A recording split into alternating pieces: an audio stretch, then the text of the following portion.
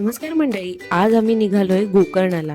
मुरुडेश्वर ते गोकर्णा पोचायला लागतात 2 तास.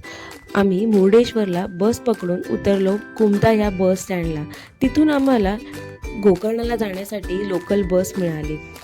फक्त 420 रुपयात आम्ही चौघे पोचलो गोकर्णा बस स्टँडला. तिथून आम्ही रिक्षा करून पोचलो एव्हरग्रीन फार्म हाऊसला. चौबाजूंनी वेढलेल्या झाडांमुळे हे फार्म हाऊस खूप छान दिसते. इथून पतंगा बीच चालत अगदी 2 ते 3 मिनिटांच्या अंतरावर आहे. संध्याकाळी आम्ही स्कूटी रेंटवर घेऊन निघालो गोकर्णा फिरायला.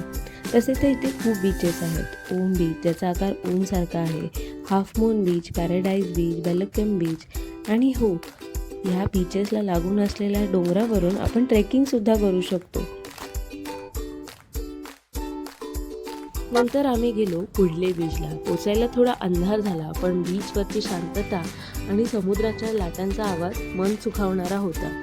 नंतर आम्ही एक्सप्लोर केलं गोकर्णा मार्केट, जिथे फेमस आहेत खडे मसाले.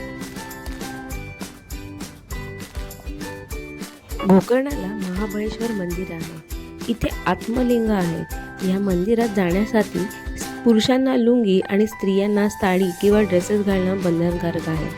आणि जवळच गणपती बाप्पाचे सुंदर मंदिर आहे. गोकर्णाला आलात तर या मंदिरांना नक्की भेट द्या. पुढील व्हिडिओमध्ये आम्ही जाणार आहोत घनदाट जंगलात असणारी रहस्यमय अशी याना केव्ज बघायला.